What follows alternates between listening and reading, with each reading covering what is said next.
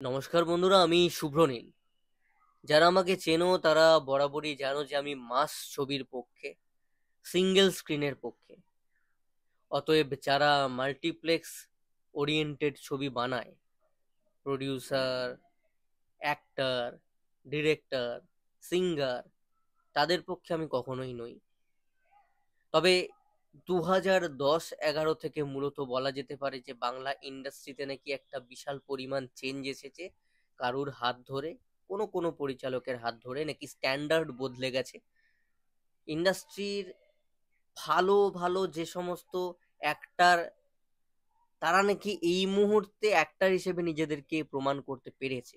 তার আগে তারা পাতে দেওয়ার মতন ছিল না। তো কিছু পরিচালককেই নাকি ক্রেডিট চায়। আমি অবশ্য একদমই তাদের পক্ষে বরাবর নই। আমি মনে করি যে তারা ইন্ডাস্ট্রি সর্বনাশ করে দিয়েছে, অ্যাক্টরদের মানসিকতা বদলে দিয়েছে সেই সমস্ত পরিচালকরা। তারা তো কিছু অ্যাওয়ার্ড পেয়েছে, আসলে অ্যাওয়ার্ডটা পেয়েছে কারণ অ্যাওয়ার্ড যারা দেয় তারা ওই আঁতেল ছবিগুলোকে বেছে নেয় এবং আঁতেলগুলোই বসে থাকে। আমার রাফসাফ কথা। তাতে করে ইন্ডাস্ট্রির ক্ষতি ছাড়া ভালো হয় না। এবং এটা শুধুমাত্র আমাদের পশ্চিম বাংলাতেই দেখা যায়। তোমরা কখনো কোনো ইন্ডাস্ট্রিতে, মালায়ালাম হোক, তামিল হোক, কান্নাডা হোক, তেলেগু হোক, সেখানে তোমরা আমাদের বাংলার মতন এরকম মাল্টিপ্লেক্স ওয়াইজ ছবি বানানোর প্রচলন দেখতেই পাবে না। তো সেরকম আলাদা করে কিছু দর্শক ওদের তৈরি হয়নি। মাল্টিপ্লেক্সে যারা যায় তারা সিঙ্গেল স্ক্রিনেও যায়, সিঙ্গেল স্ক্রিনে যারা যায় তারা মাল্টিপ্লেক্সেও যায়। কিন্তু এখানে এই ধরনের হার্ট উইনিং স্ট্যান্ডার্ড ইন্টেলেকচুয়াল পরিচালকরা আসার পর একটা আমরা দেখেছি পতন হয়েছে বক্স অফিসে। যদি খুব ভালো করে আমরা একটু পড়াশোনা করি, আগে দেবদা জিদ্দাদের যে কোনো মাস ছবি, যেটা নাকি লো স্ট্যান্ডার্ডের লো কোয়ালিটির ছবি, সেগুলো 8.5-9 কোটি সেই সময় দাঁড়িয়ে যাচ্ছিল ফুটফলস দিয়ে, মাল্টিপ্লেক্সের দামি টিকিট দিয়ে নয়। সেটার আজকের ডেটে কন্টিনিউটি থাকলে 20, 22, 23 কোটি টাকা হতোই। তো ইন্ডাস্ট্রির গ্রোথ আসতো।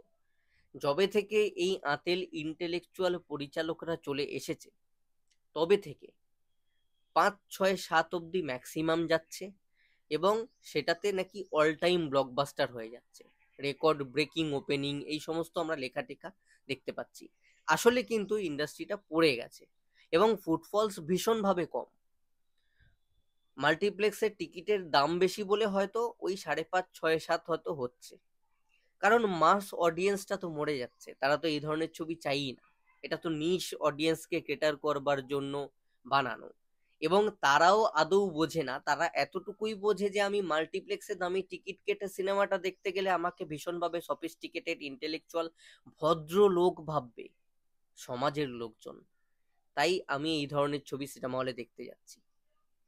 আমি যদি সিঙ্গেল স্ক্রিনে দেব বা জিতের কমার্শিয়াল ছবি দেখতে যাই, তাহলে আমাকে পাত্তা দেবে না। তাই জন্য আমি দেখবো না। হ্যাঁ, সিঙ্গেল স্ক্রিনে গিয়ে আমি হিন্দি ছবি তো দেখবো, কিন্তু দেবজিৎ বা বাংলার কোনো শিল্পীর কমার্শিয়াল ছবি আমি আর দেখতে যাব না। এই জিনিসটা দর্শকের মধ্যে চলে এলো এই আঁতেলদের দয়ায়। বিভাজন সৃষ্টি হলো, চিন্তা ভাবনা এই ধরনের দর্শকের মনের মধ্যে ঢুকে পড়লো। শুধুমাত্র দর্শক অব্দি সীমিত থাকলো না, অভিনেতা, বিভিন্ন কলাকুশলী, টেকনিশিয়ানরাও এই ট্রেন্ডটা ফলো করতে শুরু করলো। আজকের ডেটেও হোয়াটসঅ্যাপ স্ট্যাটাস, ফেসবুক স্টোরিতে আমার ফ্রেন্ড লিস্টের আমি দেখতে পাই যে যারা বাংলার অভিনেতা অভিনেত্রীরা রয়েছে তারা কমার্শিয়াল ছবি খাদান দেখতে তো যাচ্ছে না, কিন্তু একটা ফার্স্ট বয় বা সেকেন্ড বয় যখন ছবি নিয়ে আসছে, তখন তাদের ছবিটা কিন্তু দেখতে যাচ্ছেন, সেটা গর্বের সঙ্গে স্ট্যাটাস স্টোরিতে দিচ্ছে। খাদান দেখতে যেতে কিন্তু বেশিরভাগ শিল্পী লজ্জা পাচ্ছে। হাতে গোনা 2-1জনকে আমি দেখেছি, তারা দেখতে গেছিল, স্ট্যাটাস স্টোরি দিয়েছিল। কারুর মধ্যে কিন্তু আর সেই ব্যাপারটা নেই আগে যেটা ছিল। বিভাজন সৃষ্টি অলরেডি হয়ে গেছে যে আমি এই ছবি দেখলে, এই সিঙ্গেল স্ক্রিনে গেলে আমাকে লোকে নেবে না, আমি মাল্টিপ্লেক্সে গেলে এই ছবি দেখলে আমাকে দর্শক নেবে বা ভালো বলবে। এর ফসল হচ্ছে সিঙ্গেল স্ক্রিন একের পর এক বন্ধ হয়ে যাওয়া। আর সিঙ্গেল স্ক্রিনগুলো থাকলে ওই কম টাকা টিকিট কেটে ওই মাস দর্শকগুলো যেত, যেমন ব্যবসাটা থাকতো সিঙ্গেল স্ক্রিনের, সেরকম ওই দর্শকগুলোর অতটাই বাজেট থাকে, 100 টাকা, 120 টাকা, 70 টাকা, 80 টাকা, তারাও সিনেমা হলে গিয়ে সিনেমা দেখতে পারতো, একটু আনন্দ করতে পারতো। তারাও আজকে বঞ্চিত। এই সব কিছু ক্রেডিট যায় ফার্স্ট সেকেন্ডদেরকে, পরিষ্কার কথা। তারাই মানুষের মনের মধ্যেই বিভাজন সৃষ্টি করে দিয়েছে, ঢুকিয়ে দিয়েছে যে এমন ছবি আর অমন ছবি। এবার এত কথা বললাম এখানে প্রসেনজিৎ চ্যাটার্জির থাম্বনেল কেন? প্রসেনজিৎ স্যারকে আমি ভীষণভাবে শ্রদ্ধা করি। আমার এখানে দেয়ালে অলরেডি স্যারের সাথে আমার একটা ছবি লাগানো রয়েছে, শুরুতে কথাটা বলে দিলাম, কেউ জ্ঞান দিতে আসবে না। কিন্তু বাস্তবটা হচ্ছে, স্যার যেহেতু ইন্ডাস্ট্রি, মানে তাকে অ্যাটলিস্ট কিছু মানুষ হলেও তো দাবি করছে, সম্মান করছে, পাশে দাঁড়াচ্ছে, তাই তার উচিত ছিল দায়িত্বটা নেওয়া 2010-11 ওই টাইমটা থেকেই, বা যে সময়টায় দেবদাও কমার্শিয়াল ছবি করা ছেড়ে দিলেন, জিদ্দা একা লড়াই করলেন, সেই সময়টায় প্রকৃত অর্থে যে না আমি ইন্ডাস্ট্রির অভিভাবক সেই পরিচয় দিয়ে কমার্শিয়াল ছবিতে ইমিডিয়েটলি ফেরা। অ্যান্ড সত্যি ওনার ক্ষমতা রয়েছে, ওনার ইন্ডাস্ট্রির মানুষের মনের মধ্যে একটা প্রভাব রয়েছে, একটা সম্মান রয়েছে। উনি পরপর এই গ্রুপটার সঙ্গে থেকে মাল্টিপ্লেক্স ওরিয়েন্টেড আঁতেল মার্কা ছবি করে গেছেন। তাহলে কি যে দায়িত্বটা ওনার আসলে ছিল, স্যার কি সেটা পালন করলেন? আমি হচ্ছি প্রসেনজিৎ চ্যাটার্জির সেই সময়ের ফ্যান, যে সময় দেবজিৎ বুঝতাম না, জিদ্দার সাথী দেখেছিলাম, দেবদা তো ইন্ডাস্ট্রিতে ছিল না। মানে আমি টিভিতে, ইটিভি বাংলায় ওই দেবাশিবা দেখা ছেলে, রিফিউজি, তারপরে একটা ছবি এসেছিল ওই কালীশঙ্কর, অনুভব মাহান্তি উড়িষ্যা থেকে, ভিক্টর ব্যানার্জি এবং প্রসেনজিৎ স্যার ছিলেন এখান থেকে। তো আমি সেই ফ্যান, আমার ঘরে সবচেয়ে বড় ছবিটা ওনারই রয়েছে, দেবদারও আছে, অঙ্কুশদারও রয়েছে ছবি, কিন্তু ওনারটা সবচেয়ে বড় করে লাগিয়েছি। তো যখন এতটা ভালোবাসা তার প্রতি রয়েছে, আশাটাও তো থাকবে, এক্সপেকটেশনসটাও থাকবে, কিন্তু উনি সেই জায়গা থেকে আমার মনে হয় যে ব্যর্থ। উনি সেই সময়টায় হাল ধরতে পারতেন যে সময় জিদ্দা একা লড়াইটা করছিলেন। রেপুটেশন ওনার তৈরি হয়ে গেছিলই, মানে আতের সমাজও তাকে অভিনেতা হিসেবে অটোগ্রাফ 22 শ্রাবণ থেকে মেনে নিয়েছেন, এবং ওনার মতন মানুষের অ্যাকচুয়ালি অভিনেতা হিসেবে নিজেকে প্রমাণ করবারই কিছু ছিল না। উনি যা দিয়ে এসেছেন, যে সময়টায় কেউ ছিল না সেই সময়টায় উনি বাঁচিয়ে রেখেছেন, এবং ওনার গল্প টেকনিশিয়ানদের মুখে মুখে আজও শোনা যায়। তো বহু অবদানই রয়েছে। তো সেখানে যার এত এত সিনেমা, যে বছরে খাওয়ার টাইম না পেয়ে শুধু সিনেমার পর সিনেমা করে গেছে যাতে টেকনিশিয়ানদের পেটও চলে, তো সেই লোক তো কনফিডেন্ট হবে, তাকে কেন ভাবতে হবে যে আমাকে কে কিভাবে নেবে, আমি কি ছবি করছি, কি স্ট্যান্ডার্ড বাড়লো, আমাকে কতজন ভালো অ্যাক্টার হিসেবে নতুন করে পাবে, এগুলো কেন ভাবতে হবে? সে তো সর্বপ্রথম রিস্ক নেবে। কিন্তু আমাদের এখানে একটা ব্যাপার হচ্ছে, স্যার ভীষণভাবেই অ্যাকচুয়ালি ভালো মানুষ, তাই তাকে বোঝানোটা খুব ইজি। মানে আমি তাকে খুব ভালো ভালো ভালো ভালো করে মাথায় তুললাম, বোঝালাম, সব সময় প্রশংসা করতে থাকলাম, প্রশংসা করতে থাকলাম। স্যার কিন্তু বুঝবেন না, স্যার ভাববেন যে এ তো আমার আপন। কিন্তু তাই কি, আমি তো নিজের স্বার্থে, আমি জানি আমার একটা মুখ লাগবে, একটা জনপ্রিয় মুখ লাগবে, তাতে করে আমি যে ছবিগুলো বানাচ্ছি সেগুলোকে আমি উতরে দিতে পারবো। তাই জন্য আমি সব সময় ভালো ভালো ভালো ভালো সব ভালো বলছি। আসলে কি ভালো হচ্ছে, চোখের সামনে একটা পর্দা রয়েছে, ওইটাকে সরাবার লোক নেই। একটা দর্শককে যদি স্যারের সামনে এনে দেওয়া হয়, গ্রামগঞ্জের যে দর্শকটা পরিষ্কারভাবে প্রসেনজিৎ উচ্চারণটা করতে পারতো না, সে কিন্তু এই পর্দাটা সরিয়ে ফেলতে পারবে। তার মনে তো প্যাচ নেই, ভয় নেই, সে পরিষ্কার বলে দেবে যে স্যার আগে আপনাকে এইভাবে দেখতাম, ওই ছবিগুলো কেন আপনি করছেন না। আজকেও বলছি, গ্রাম বাংলার যে দর্শকটা প্রসেনজিৎকে প্রসেনজিৎ বানিয়েছে, তাদের সামনে স্যারকে নিয়ে যান, তারা জবাব দিয়ে দেবে। তারা 22 শ্রাবণ বা অটোগ্রাফ ছবির নাম হয়তো নেবে না, এটা বেসিক একদম গ্রাউন্ড রিয়েলিটি আমি তোমাদেরকে বলছি। কিন্তু সেই পর্দাটা স্যারের চোখের সামনে থেকে সরাবার কেউ নেই, সেই জন্য আজকে আমরা মামুটি মোহনলালকে দেখতে পাই, আমরা চিরঞ্জীবীকে দেখতে পাই, আমরা বালাকৃষ্ণাকে দেখতে পাই, আমরা কামাল হাসানকে দেখতে পাই, রজনীকান্তকে দেখতে পাই অ্যাকশন করতে, আউট অ্যান্ড আউট কমার্শিয়াল ছবি করতে। আমাদের স্যারের এত ফিচার্স রয়েছে, তার সত্ত্বেও তাকে করতে দেখতে পাই না। দেবী চৌধুরানী আউট অ্যান্ড আউট একটা কমার্শিয়াল ছবি নয়, বাঘা যতীন দেবদার একটা আউট অ্যান্ড আউট কমার্শিয়াল ছবি কখনোই বলা চলে না।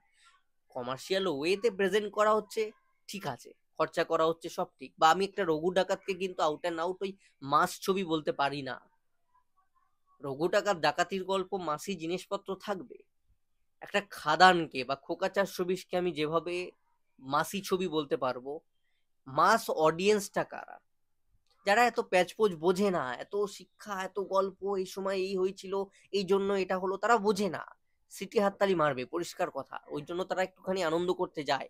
পরিশ্রমের পর, অনেক খাটাখাটনির পর একটা চাষি যে চাষ তো করছে, প্রকৃত অর্থে ভারতবর্ষে দাম পায় না, সে একটা সমস্ত দুঃখ ভোলবার জন্য একটু পাঁপড় 5 টাকা দিয়ে 10 টাকা দিয়ে একটা আলুর চিপস কিনে বসে বসে সিটি হাততালি দিতে দিতে সিনেমা দেখবে, তার জন্য সিঙ্গেল স্ক্রিন। সেই দর্শক তো এসব বুঝবে না। রঘু ডাকাত হোক বা দেবী চৌধুরানী হোক, মানে তারা দেখবে হয়তো তুলনামূলক ভাবে 22 শ্রাবণ, অটোগ্রাফ বা কবিরের চেয়ে বেটার ভাববে, কিন্তু খাদান নয়, খোকা 420 নয়, বা একটা বিক্রম সিংহ স্যারের, বা একটা দেবা, রিফিউজি, শিবা, সেটা তো নয়। তো সেই ছবিগুলো অন্যান্যরা করতে পারছে, কেন ওই মাস মাসালা ছবি ওই অডিয়েন্সের জন্য স্যার করছেন না? যেখানে স্যার সর্বপ্রথম রিস্ক নেবেন, ইনফ্যাক্ট নেওয়ার কথা, কারণ সে একটা ওই আশেপাশের লোকজন নিয়ে সব সময় ঘোরেন, যারা তার সামনে একটা পর্দা ঝুলিয়ে রাখে তাদের নিজেদের স্বার্থ সিদ্ধির জন্য। তাকে মুখ বানিয়ে রেখে দিয়েছে, তাদের ব্র্যান্ড অ্যাম্বাসাডার বানিয়ে দিয়েছে। যখনই ছবি হচ্ছে তাকেই ম্যাক্সিমাম ছবিতে সাইন করিয়ে দিচ্ছে, নয় পরমব্রত চ্যাটার্জি, আবির চ্যাটার্জি। কিন্তু এটা রিয়েলিটি নয়। ইন্ডাস্ট্রি বড় হতে গেলে দেবদাকে খাদান বানাতে হবে। জিদ্দা চেঙ্গিজ করছে, প্রাবণ করছে, অলরেডি করছে, বুম্বা দাকেও করতে হবে, এবং বুম্বা দাকে পর পর করে যেতে হবে, এবং আগে থেকে দায়িত্ব নিতে হতো। অবশ্যই বুম্বাদার ভুল এখানে রয়েছে। বুম্বাদার মতন মানুষ দায়িত্বটা সেই সময় থেকে নেননি, এই গ্রুপিজমের মধ্যে থেকেছেন, এনাদের কথায় উঠেছেন বসেছেন, এই ধরনের ছবি খালি সাইন করে গেছেন। ওনার যে পাওয়ার, এবং আমি ডেফিনেটলি বলতে পারি মাস ছবির অফার ওনার কাছে এসেছে। উনি রাজা। দেবদা জিদ্দার আগে থেকে ওনাকে আমরা দেখেছি, মিঠুন স্যারকে আমরা দেখেছি। তাই ওনার কাছে কোনোভাবে অফার আসেনি, এটা হতে পারে না।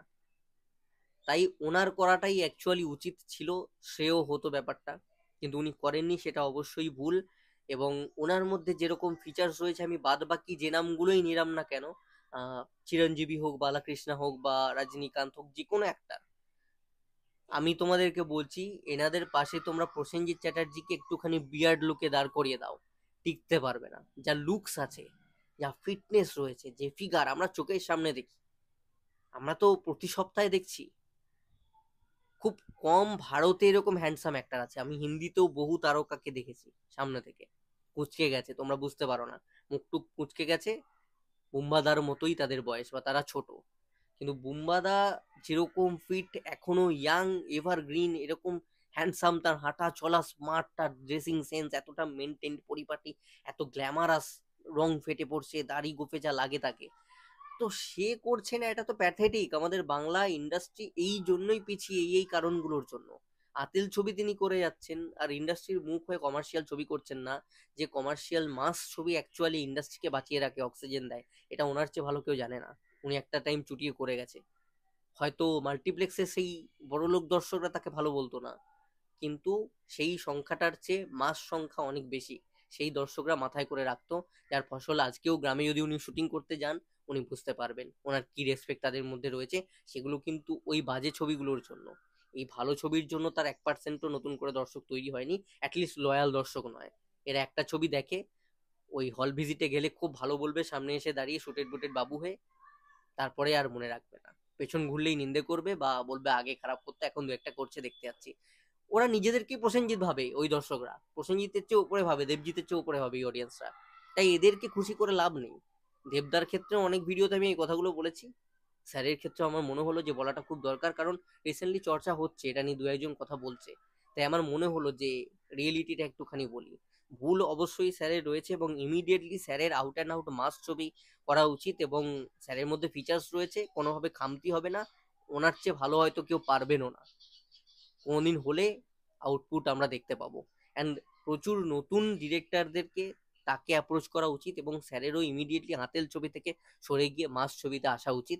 তাতে ইন্ডাস্ট্রির বেনিফিট হবে, স্যারের তো অবশ্যই নতুন করে বেনিফিট হওয়ার কিছু নেই। তবে সেই দর্শকগুলো যারা প্রসেনজিৎকে প্রসেনজিৎ বানিয়েছে ঠিকঠাক নাম উচ্চারণ করতে পারতো না, তারা নতুন করে ভক্ত হবে, খুশি হবে।